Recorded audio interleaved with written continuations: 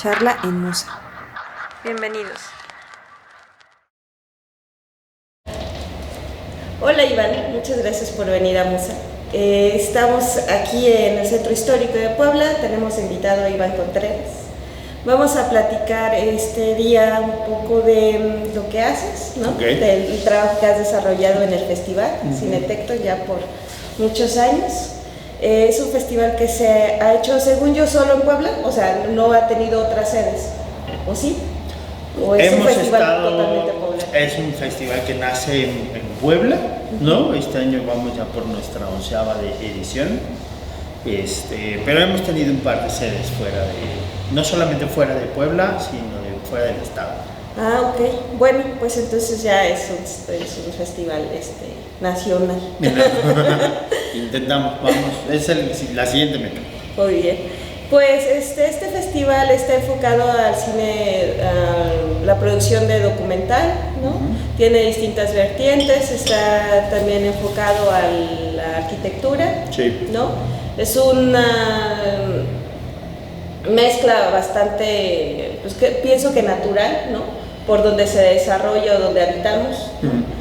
Y pero me gustaría que platicáramos, al final de cuentas, ¿por qué te interesó ese perfil de, el gran esfuerzo, el gran trabajo de hacer un festival de cine y también el enfoque que tiene este festival? Yo creo, nace de dos vertientes, ¿no? Una más personal y la otra por aprendizaje e invitación. Digamos, haciendo un poquito de memoria de las cosas que me interesan, de las cosas que me gustan, como que el ejercicio de exhibidor, de invitar a ver películas, de que la gente se emocione o genere algún tipo de emoción con las películas que creo que podrían tocarnos de alguna manera para reflexionar, para emocionarnos o cositas así, es algo que venía haciendo desde hace mucho tiempo, incluso muy pequeño, ¿no? No lo sabía entonces, pero digamos el camino estaba trazado, ¿no? Por ahí. Y la otra es a través de la invitación de dos amigos, Guillermo Nieto y Sergio Gallardo, ambos arquitectos, que daban clases en la UDLA y en el TEC de Monterrey, de arquitectura específicamente. Ellos dos tenían un ciclo de cine que durante un par de días ponían una película y el pretexto de la película era hablar sobre cine y arquitectura. Es decir, invitaban a alguien cercano al cine e invitaban a un arquitecto. Veíamos una película y la discutíamos al final, ¿no? Empezó siendo como un ejercicio pequeño que hacían ellos dos y después un día, creo que en su tercera edición o en su tercer año que lo hacían, me invitaron a mí y vimos una película de David Cronenberg y se me fue el nombre, pero no es David Cronenberg, es otro director que también me gusta, pero si recuerdo el nombre te lo digo. Bueno, el chiste es que nos invitaron y platiqué con un arquitecto y estuvimos hablando de la película y vimos Synecdoche, Nueva York, eso sí me acuerdo, pero no es David Cronenberg, ¿no? Pero digamos, vimos esa película y al final dialogamos, ¿no? Y corría a fin de que no solamente yo estaba cercano al cine y el otro era arquitecto, sino que a la par él estaba viendo a una psicoanalista y yo estaba leyendo psicoanálisis porque mi formación es de psicólogo, entonces entabló una charla muy bonita, ¿no? Y como que nos gustó mucho la experiencia, a ellos les gustaba mucho la experiencia de lo que venían haciendo ya con 3 años anteriores. Y en la charla y cositas así se nos ocurrió hacer un festival, ¿no? Y entonces Guillermo ideó el nombre del festival, de ahí que se llame Cinetecton, ¿no? Él dijo, me gustaría que se llame Cinetecton, Tecton por la parte como de la piedra, como de lo duro, y cine por obviedad, ¿no? Y a raíz de eso empezamos, se juntó Sandra Guevara, se juntó Miguel Quintero, Rafael Navarro, o sea, digamos, juntamos a un grupo bien interesante de gestores formados desde lo independiente, pero que también en la función pública, arquitectos y demás, y hicimos un ejercicio de una primera edición, y creo que nos fue muy bien, a pesar de que prácticamente no sabíamos cómo hacerlo, ¿no? Como creo que como todo proyecto cultural que nace de una idea, pero no tienes ni idea de lo que estás haciendo, más bien te avientas porque el corazón te dice que así es y por ahí es, ¿no? Y así fue como iniciamos, o sea, digamos, ya mi formación como de invitar a ver películas y todo eso. Le dijeron, yo me puedo hacer cargo de la programación junto con ustedes, Guillermo y Sergio, de la producción y la dirección del festival y cositas así. Total que el festival con cuando menos ese inicio de esas 3 cabezas, ¿no? 4 con Sandra en producción, perdón, pues fue como inició el proyecto de festival. Juntos con esas 4 personas, yo creo que duramos 3 años, ¿no? De repente pues ya cada quien fue agarrando su propio camino, ¿no?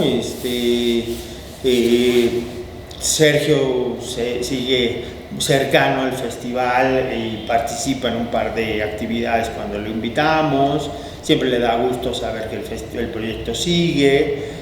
Y Guillermo, él sigue también ejerciendo la arquitectura, y no sé si sigas ejerciendo la docencia, creo que sí, ¿no? Y Sandra, que ahora está a tiempo completo en la UAP, en la Facultad de Artes en NARPA, ahí en el CCU, formando a los chicos en el área de cine. Entonces, pues al final, pues yo sigo con el proyecto de festival, ¿no? Y ahora hace 3 años se sumó Perla Martínez, quien ahora está como en el área de producción y todo eso, ¿no? Entonces, digamos, es un festival y un proyecto que ha ido creciendo, pero que también ha ido cambiando. Y por lo mismo que ha ido cambiando tanto de gente como de todos, entonces el festival también se modifica un poquito, ¿no?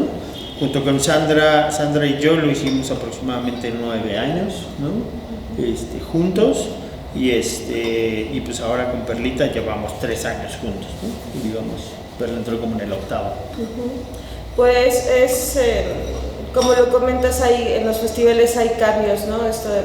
Las personas que colaboran, los tiempos, pero también lo externo, ¿no? Sí.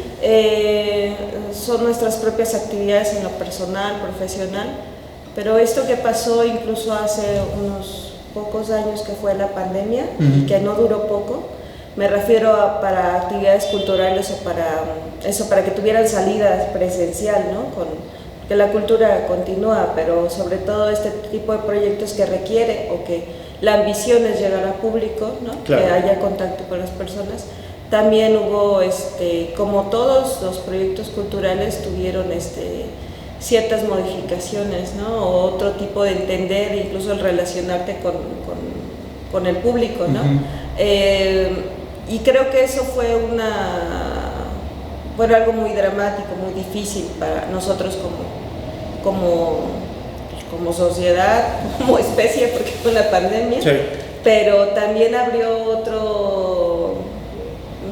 otras ventanas de oportunidad, ¿no?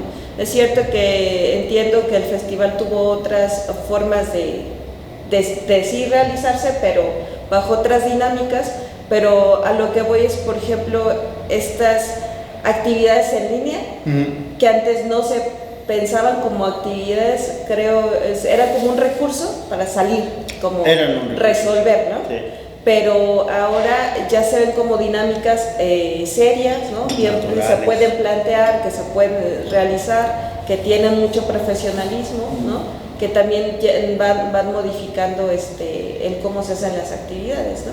Esto te lo pregunto para de pronto hacer un recuento de cómo ha ido teniendo cambios el festival, ¿no? Primero fueron las charlas, luego se llega al festival, luego entonces se empieza a generar las convocatorias para que lleguen, a definir las categorías, a abrir las categorías a otras, a subcategorías. Sí, claro. Me gustaría porque esas cosas son las que de pronto uno como espectador solo las ve, ¿no? Y tú planteas, ¿no? Pero la verdad sí se me hace muy interesante cómo se llegan a toda esa formación o concepción de los festivales, que no es un año, o sea, es el resultado de los años consecutivos. Uy, ¿no? Sí, o sea, digamos, el festival ha sufrido muchísimas modificaciones, o sea, pero, o sea, digamos, en términos de que ha estado mutando, ¿no? Todo el tiempo.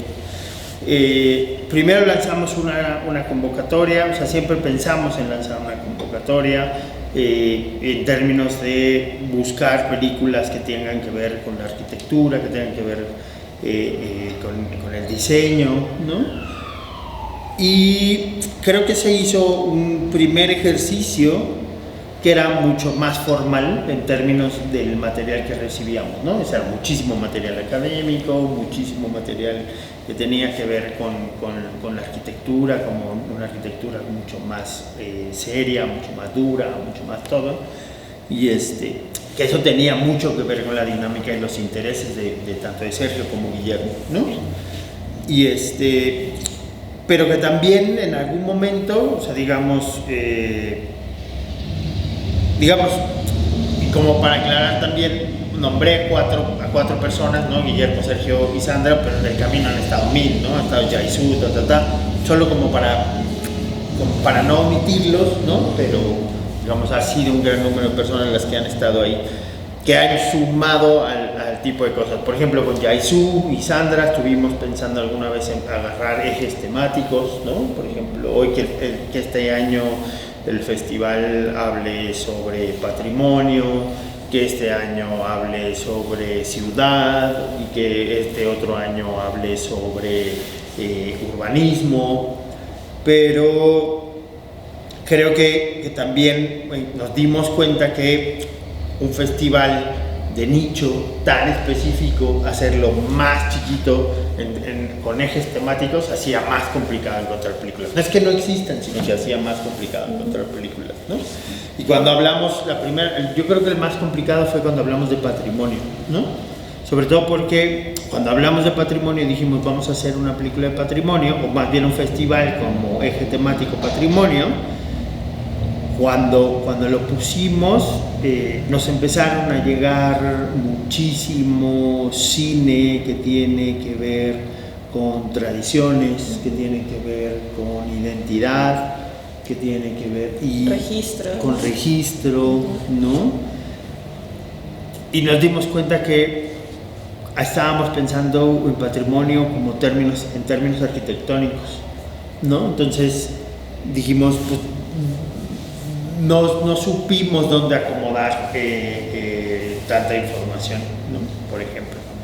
Y al final dijimos, no, busquemos y hagamos un eje temático, es decir, con estas películas que nos llegamos, busquemos qué podemos hacer, pero mejor abramos el festival y lancemos una convocatoria y pongamos los temas que nos interesen, ¿no? Y entonces sí decimos, nos interesa el urbanismo, nos interesa la movilidad, nos interesa el patrimonio, nos interesan las edificaciones, nos interesan los temas que tienen que ver con medio ambiente y ciudad, medio ambiente y cultura, medio ambiente y accesibilidad, digamos, ciudad y accesibilidad, ciudad y derechos, ciudad y violencia, ciudad y mujeres, ciudad, ¿sabes? ¿No? O sea, digamos, la ciudad es el espacio donde suceden todo ese tipo de cosas y nos dimos cuenta que podríamos hablar de muchísimas cosas, ¿no? O sea, digamos, podríamos generar un eje temático mucho más social, ¿no? Tener temas mucho más interesantes, y interesantes en el término no es porque la arquitectura no sea interesante, la arquitectura es súper importante porque es la que le genera identidad al espacio, ¿no? O sea, es decir, cuando uno piensa en el términos país, por ejemplo, y uno piensa en ciudades coloniales, a fuerza tiene que aparecer Puebla, Zacatecas, Guanajuato, ¿no? Y esos lugares que tienen una identidad colonial como muy arraigada, ¿no? Y que su arquitectura se mira de esa manera. Pero la arquitectura y el festival también nos ha hecho como más sensibles en la mirada, ¿no? O sea, reconocer un poquito los lugares que vamos caminando día a día, ¿no? A encontrarle cierto cariño al lugar que habitamos, en el que dices, mira, es más bonito de lo que me imaginaba. Porque uno tiene la concepción del lugar donde gusta y dice, este lugar me gusta para vivir porque es muy tranquilo, pero cuando te das cuenta, esa tranquilidad tiene que ver por la forma en la que está diseñada, la forma en la que se mantiene, como todo ese tipo de cosas que le dan identidad. Y que dices, ándale, este es como el barrio que me interesa vivir, ¿no? Entonces, pues esas cosas hemos ido aprendiendo en el festival y así lo hemos desarrollado, ¿no? Digamos, ya no tiene ejes temáticos, sino más bien es una convocatoria mucho más abierta, pero siempre pensando en términos de ciudad, ¿no? Eso no quita que, por ejemplo, podamos tener alguna película que tenga que ver con movimientos sociales y la toma de las calles, ¿no? Tomar las calles también es bien importante y habla sobre, digamos, lo importante que es estar en la calle y escuchar tu voz, y lo importante que es la calle y el otro para controlar la calle también, ¿no? Entonces, digamos, cuando se encuentran esas dos discusiones ahí, puede salir un material audiovisual bien interesante cuando tienes algo que decir como realizador, ¿no? Entonces esas cosas son las que estamos buscando también, ¿no? Digamos, y ese ha sido como el camino que ha tenido durante estos, pues ya 11 años este año, ¿no? Y hemos jugado un poquito también, no solamente hablar sobre arquitectura, no solamente en documental, sino que buscamos también jalar un poquito de la ficción, y de la ficción hemos trabajado sobre el diseño de producción, ¿no? El diseño de producción es una de las 4 áreas más importantes dentro de la producción de una película, porque el arte, el diseño de producción, la dirección, el vestuario y todo eso, pues existe en un esquema, ¿no? En un mapa arquitectónico donde se construye el set, la ciudad, o digamos donde va a suceder tu historia, y todos los elementos que van a componer, los objetos que van a componer la historia que estás construyendo. Entonces, a partir de ahí hemos creado una serie de talleres para ayudar a que los chicos o a quien quiera realizar un corto o algo, pues haga crecer su proyecto, ¿no? Entonces, pues invitamos a especialistas en el área, ¿no? Quien es como nuestra especialista de cabecera es Diana Quiroz, que es quien ha venido casi todos los años, pero que también por ahí ha pasado Eugenio Caballero, que recién se acababa de ganar el Oscar con El laberinto del fauno, que vino a Puebla cuando lo invitamos en nuestra 3ª edición. Ha venido Fernando Eimke, ha venido Ala Cotton, han venido, digamos, una serie de realizadores bien interesantes y realizadores contemporáneos, pero lo más importante es que todo ese apartado está dedicado al cine mexicano, es decir, vemos cine mexicano, ¿no? Entonces no solamente basta de hablar con ciudad, sino que también tenemos que buscar y abrirle espacio y hacer revisión del cine mexicano, ¿no? Yo creo que un festival no solamente debe de poner lo último que se está produciendo, sino que también podría tener secciones que hagan revisión histórica de las películas que se han hecho antes, ¿no? Y no es obligación, pues, o sea, puede ser parte de uno de los ejes temáticos, ¿no? Pero está padre que si ya tienes un lugar para concentrar a la gente que le gusta el cine, que se interese en lo que estás haciendo, también le digas, mira, pero antes de llegar a esto, existió esto, ¿no? Y digamos, como esta revisión o hacer revisión de películas de directores específicos o ejes temáticos, ¿no? O sea, ¿qué significa la Ciudad de México en el cine mexicano, ¿no? Cómo podemos hacer la revisión de algunas épocas del cine, como, digamos, jugar un poquito por ahí, ¿no? Entonces, hemos hecho algunos ejercicios, nos ha ido bien, ¿no? En términos generales, y pues bueno, pues el festival siempre busca cómo acercarse no solo a la comunidad cinematográfica, sino que también al cinéfilo, ¿no? O sea, que el cinéfilo también se interese por las cosas que estamos haciendo. Sí, porque, bueno, de esta última edición, que son de la que tengo más, obviamente más reciente, más fresca, son los talleres que se dieron, que fueron muy especializados, ¿no? Que es cierto, yo no podría entrar yo como público no tendría caso que entrara, ¿no? Bueno, por curiosidad tal vez. pero sí había mucho material que me podía interesar sin tener que estar especializado o interesado en los talleres, ¿no? Claro. Y que al final de cuentas las producciones, me dices, nos llega mucho material, es como se está produciendo, ¿no? Y ustedes están haciendo la de receptor, ¿no? Y tratando de entender, incluso es una combinación entre lo que ustedes están proponiendo y lo que de por sí se está produciendo, ¿no? Están haciendo una serie de filtro, pienso yo, para que llegue al público. O sea, eso es a lo que voy, porque el público, las producciones se dan, ¿no? Claro. Pero ¿dónde se pueden ver, no? O sea, de pronto pues es más fácil acceder a un festival, me refiero a publicidad, promoción, enterarte, tener cerca las sedes, ubicar las sedes, ver el programa y llegar a esto, al otro, a que se esté produciendo como producciones individuales o distribuidoras pequeñas, ¿no? Y que no llegan al público meta, ¿no? Porque si no sé si tengo una idea errónea, pero luego esas producciones que son autogestivas o que tienen otro tipo de alcances no llegan obviamente a los cines comerciales. Entonces la salida para ciertas producciones, de pronto estas que son más propositivas, que son pues eso, que tocan temas que no son comerciales, ¿no? Su cabida son los festivales.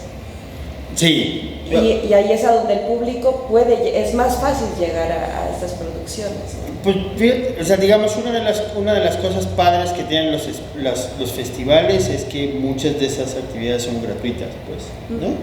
O sea, la gratuidad lo que hace es que garantiza que por el hecho de ser gratuito, de que cualquiera puede verlo, ¿no? Cuando uno le pone un precio, empiezas a segmentar un poquito la audiencia. No es que, o sea, igual le puedes poner 5 pesos como le puedes poner 50, pues, ¿no? Pero cuando hay un precio de por medio, empieza a haber cierta segmentación, ¿no? O sea, es decir, sí, hay quien decide no gastarlo y hay quien decide que no lo tiene, pues, ¿no? Digamos, y eso es una realidad. Sí. Al ser gratuito, lo que garantizas es que lo tengas o no lo tengas, tú tienes y puedes entrar a verlo siempre y cuando te interese verlo. Pero esa es otra discusión, sí, ¿no? Lo que es bien comentas es que justo, ¿no? O sea, digamos, existe muchísima producción de cine, tanto a nivel local como a nivel nacional, como a nivel internacional. Lo que nosotros hacemos es convertirnos un poquito, así como tú dices, ¿no? Como en ese filtro, porque, y lo dijiste muy facilitadores, como facilitadores, pero creo que lo dijiste muy bien. Una son las cosas que yo quiero decir y otra cosa es la que se está diciendo. Y cuando nos encontramos, yo a través de la convocatoria y veo las cosas que hay ahí, lo que digo es, bueno, entonces de todo este universo que existe o esta producción local que existe, ¿qué quiero mostrar? ¿No? O sea, ¿qué me interesa que se vea? Todo y el asunto es que podemos verlo de distintas formas, ¿no? Es decir, vamos a ponerlo así tal cual me llegó y que se vea, ¿no? Y eso lo que da es accesibilidad y posibilidades de que toda película sea vista, ¿no? Pero tampoco hay como un eje curatorial, o sea, digamos, no hay una propuesta, ¿no? O sea, si tú me lo mandas, yo lo pongo y ya está. O sea, es un asunto transaccional. Y la otra es cuando empiezas uno a buscar y decir, bueno, creo que esta película puede caber acá porque se embona con esta otra que más o menos empatan en los discursos que están diciendo estas cosas. Y entonces puedes escoger 2, 3 películas y esas 2, 3 películas generan un eje temático, ¿no? Por ejemplo. Y no necesariamente tienen que ser locales, ¿no? O sea, te puedes encontrar una mexicana, ¿no? Con una chilena, con una de Dinamarca, que están hablando de los mismos temas, ¿no? Entonces, eso quiere decir que el asunto, por ejemplo, que nos podemos hablar de un tema como que es bien importante, que está sucediendo, pero que apenas estamos reaccionando, es sobre los temas de gentrificación, por ejemplo, ¿no? Entonces, podemos hablar de gentrificación en Chile, podemos hablar de gentrificación en Dinamarca, porque en Dinamarca también se discute la gentrificación, y podemos hablar de la gentrificación en México, ¿no? Y México país, pues, ¿no? Sí. Y entonces, cuando embonamos, entonces vemos que la gentrificación no es un asunto local, sino es un asunto global, ¿no? Y cuando lo vemos y cuando nos damos cuenta de que, por ejemplo, hay un documental que nos gustó mucho de unos daneses, precisamente, que hablaban que en el centro de la ciudad están construyendo grandes edificios que funcionan como para estos turistas digitales, que son los que viajan y más viajan porque pueden trabajar en cualquier parte del mundo y ganan como dioses, ¿no? Pues resulta que por la propia Dinamarca los daneses no pueden rentar los departamentos que están haciendo porque no tienen el dinero que les alcance, que el único que les alcance es un turista digital que gana como dios y que puede pagarse los departamentos en el centro de Dinamarca, ¿no? En Copenhague, ¿no? Entonces, son esas cosas que suceden. Uno piensa que es un asunto local, pero no, es un asunto global. Pero así ese tema, pero también podemos hablar sobre el medio ambiente, también podemos hablar sobre el derecho, sobre violencia, sobre accesibilidad, ¿no? Tan fácil, pues, o sea, y cuando hablamos de accesibilidad, por ejemplo, si tu sala de cine, pensamos, o tu foro, para entrar tiene un escalón, ya no es accesible. Sí. ¿No? Entonces, que no está consciente, ¿No? Sí. Entonces, de alguna manera el festival busca poner esos temas sobre la mesa, no busca resolverlos, porque no somos quien va a resolverlos, eso se tiene que resolver por otro lado, pero sí busca, ¿no?, que de alguna manera la maquinita o la cabeza empiece a funcionar y que digamos así como, empecemos a identificar los lugares que estamos habitando, ¿no? Son accesibles, no son accesibles, son buenos, no son, a ver, todos son buenos, pues, pero más bien son funcionales, no son funcionales, me segregan, no me segregan, todo ese tipo de cosas son bien importantes de discutir y que de alguna manera el festival busca ponerlo sobre la mesa, ¿no? Sí, pues justo estoy pensando nada más me vino a la mente esto de Puebla, ¿no? Que cuando llega el turista y las personas que promocionan la ciudad y la visita y que vengan y que conozcan hablan de cómo se fundó la ciudad, de quiénes eran los que vivían en esta parte de zonas determinadas, ¿no? Del centro histórico, bueno, lo que era la primera base, y luego los que vivían del otro lado del río, ¿no? Y quiénes eran, había incluso, pues eso, espacialmente había una segregación. Ahora actualmente la arquitectura y todo esto es más humana, ¿no? Más accesible, entiende las diversidades, ¿no? Y cómo es que algunos espacios pues estaban muy en otras prioridades, ¿no? Lo que tenemos aquí en el centro son palacios, ¿no? Realmente es una arquitectura hermosa que eso es lo que exacerba, ¿no? El oficio, ¿no? Con lo de la talavera, la arquitectura, el oro, la herrería, el dominio sobre los materiales, ¿no? Así tremendo, pero no lo otro, ¿no?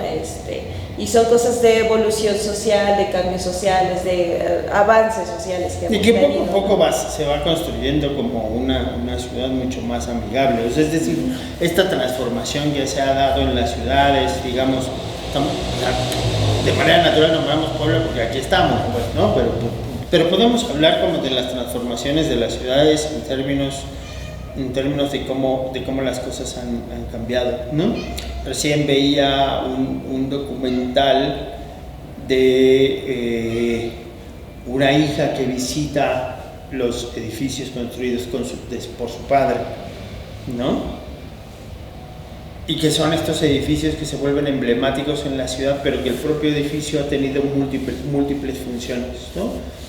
Fue un edificio icónico dentro de una ciudad en Brasil, pero que después se convirtió durante la dictadura en uno de estos países de América Latina. Durante la dictadura se volvió como el lugar de la policía y espacio de tortura, pero que posteriormente se abandonó y se volvieron oficinas de gobierno y después se abandonó y ahora es una casa de ocupas, ¿no? El mismo edificio, ¿no? Entonces, digamos, las cosas van evolucionando también con la ciudad, con las ideologías, con los movimientos, con las situaciones políticas que suceden, y eso hace que una ciudad sea viva también, ¿no? Entonces, digamos, una ciudad que se mantiene estática, una ciudad que se mantiene intocable, inamovible y demás, es una ciudad que, como que sí, eso es personal, pues, pero es una ciudad que siente que está muerta por dentro, ¿no? Sí. ¿No? O sea, que nomás le gusta que no se le mueva nada, que no se le toque nada, que todo tiene su lugar, ¿no? Entonces, vaya, ni las pirámides son eso, ¿no? O sea, cuando uno visita o uno conoce la construcción de las pirámides o uno aprende sobre la construcción de las pirámides en el Imperio Azteca o en la zona de Cacaxtla o todos esos, siempre nos damos cuenta de que hay una primer pirámide que era un centro ceremonial, que le construyeron otra pirámide, que era un centro ceremonial, que le construyeron otra pirámide. Sí. O sea, digamos, siempre estamos reconstruyendo, ¿no? Pero simbólicamente podría seguir siendo lo mismo. Pero no es una cosa que ahí se mantiene, ¿no? O sea, digamos, es algo que constantemente está en movimiento y que constantemente se está cambiando. Y eso es algo que a mí me gusta mucho, no solamente en términos del festival, sino que en términos también de cómo funciona en los proyectos cinematográficos, en las escuelas y en las cosas que están sucediendo alrededor, ¿no? O sea, digamos, lo que hace el festival es como recoger todo ese camino, digamos, no solo, como tú dijiste muy bien, ¿no? O sea, no solamente somos el punto, ¿no? El catalizador, sino que también somos receptores, ¿no? Y bodegueros, porque bodegueros en el término de que tú proyectas 5 películas, pero recibiste 30, ¿no? O sea, hay 25 que tienes ahí como en archivo, que eventualmente se vuelven parte de la historia del festival, ¿no? Y eso eventualmente debe de tener un espacio para pues, como registro, ¿no? O sea, ahí está el camino de un estudiante que posteriormente hará su primer largometraje o se dedicará a la investigación o hará otra cosa, ¿no? Pero como registro histórico ahí está. Y creo que eso debería tener un lugar en nuestra memoria, ¿no? Porque además pues le va a dar identidad, le va a dar, pues es parte del camino de la creación audiovisual en la ciudad y en el estado, ¿no? Entonces, creo que hace falta eso, pues, ¿no? ¿Dónde vamos a acomodar todo eso? Antes era físico, ¿no? Entonces había una serie de películas y ahí estantes con películas y todo eso, pero ahora que todo es digital, pues, ¿dónde coño ponemos esos discos duros? Y sobre todo, a diferencia de lo físico, los discos duros tienen fecha de caducidad. Hoy tenemos en Puebla, yo creo, una de las mejores investigadoras de cine poblano, ¿no? Que es el director del Festival de Cine Silente, ¿no? Entonces, o sea, digamos, Ceballos es quien se ha preocupado por investigar y buscar como a las primeras mujeres exhibidoras, ¿no? O sea, digamos, él es quien está buscando esa información, guardándola, haciendo registro en sus escritos como en sus estudios, ¿no? Estoy segura que en algún momento va a publicarlos, ¿no? Pero Ceballos es quien lo está haciendo, pues, ¿no? Y supongo que hay muchos más, ¿no? Digamos, está la Filmoteca de la UNAM, la misma Cineteca Nacional, ¿no? La Filmoteca de la Universidad de Durango también tiene un gran acervo, ¿no? Pues la propia Cinemateca tiene parte de un acervo, ¿no? Y seguro el material, ¿no? Y hay un gran compromiso de esto, ¿no? De los festivales que reciben todo este material, pero que al final de cuentas, lo que decía desde el inicio, ¿no? Lo importante es que se vean, ¿no? Que salgan, que estén en pantalla. Eso es lo más importante. Una película guardada no sirve de nada,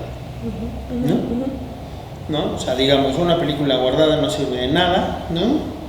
Que no sea para satisfacer tu propio deseo, pues, ¿no?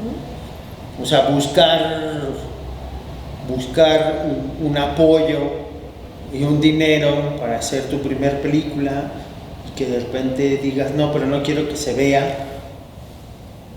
Es así como, ¿por? Sí, no es No tiene sentido, ¿no? Más bien habla de tu ego lastimado, ¿no? Pero yo creo que una película que esté guardada no tiene mucho sentido.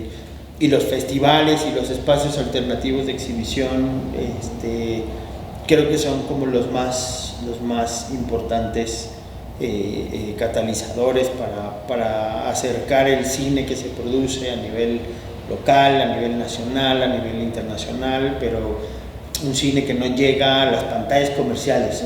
Y creo que hay que hacer una diferencia. Cuando hablamos de pantallas comerciales estamos hablando de estos dos grandes complejos, ¿no? Sí, pero es un cine que sí llega a las pantallas, ¿no? Llega a las pantallas de las cinetecas, llega a las pantallas de los espacios alternativos de exhibición y todo ese tipo de cosas, ¿no? Entonces, digamos, también deberíamos empezar a hablar en términos diferentes nosotros. Sí, cierto, tienes razón. Porque al final, bueno, esa era mi siguiente pregunta, que el festival, obviamente hay un gran trabajo detrás de esto, el desarrollo, el diseño de las convocatorias, de selección, trabajo, programación y todo, pero el festival también se hace de otras herramientas, ¿no? Obviamente las salas de exhibición alternativas, ¿no? La difusión, distintos medios de difusión, la promoción, ¿no? Y de eso va, digamos que lo interesante también de este festival, que también es muy accesible.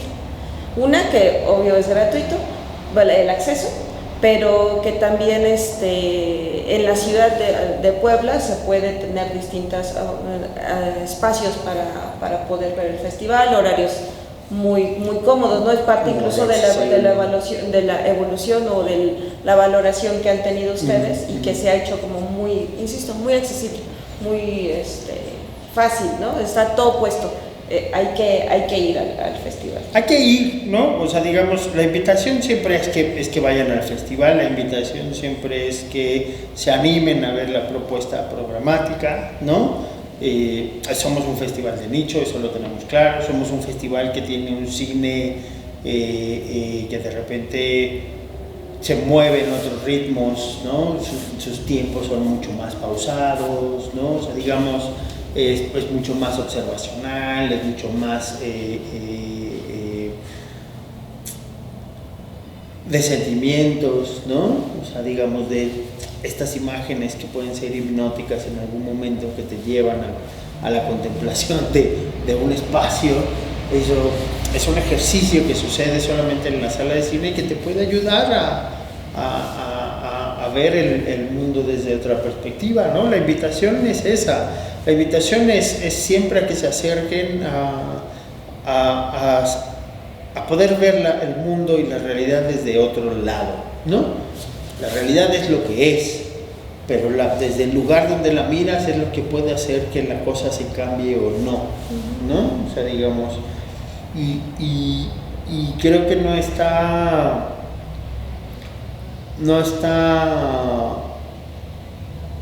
tan complicado poderte acercar al festival y cuando menos darte la oportunidad de verlo, de vivirlo, y ya después decidirás si es algo que te interese o no.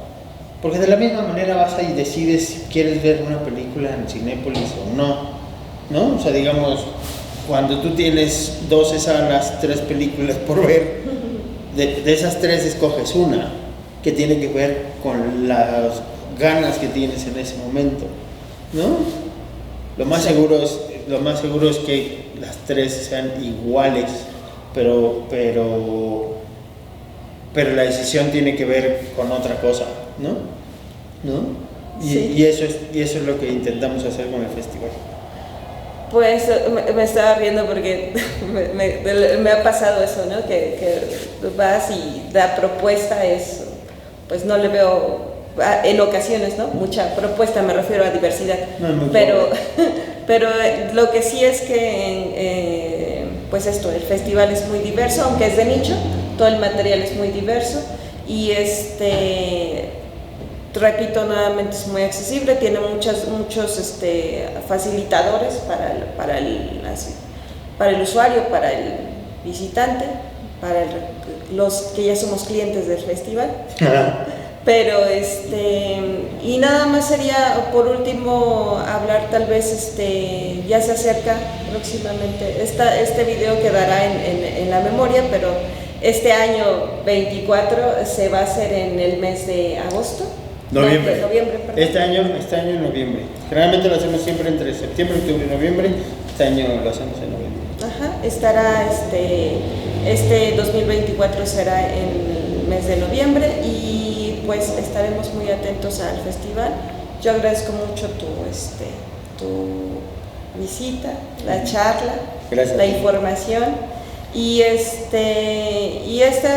quería que fuera eso, un poco una charla, pero un acercamiento a lo que hay detrás de este festival. Bueno, que hay muchísima información, pero para eso ya habrá otras ocasiones también. Ya habrá otras ocasiones, sí, claro. Sí, no, pues más bien muchísimas gracias a ti por la invitación. Musa, desde que estaba en el otro lado, siempre a mí en lo personal me ha recibido muy bien, con los brazos abiertos, y eso tiene mucho que ver contigo. Muchas gracias. Y eso hace que sea un lugar súper lindo y accesible. Sí, pues podríamos tener muchas otras charlas porque estamos ahorita en el modo festival. Ajá. pero Iván tienes muchas trabajas mucho, haces muchas cosas. Podríamos hacer otra entrevista enfocada a otras cosas porque si no nos alcanza el tiempo. Pero Iván, eres alguien muy trabajador, muy comprometido. Muchas gracias. Y estaremos en otra charla, espero que puedas. Sí, claro que sí. Cada vez que me invites yo digo que sí. Muchas gracias. Hasta luego, que esté muy bien.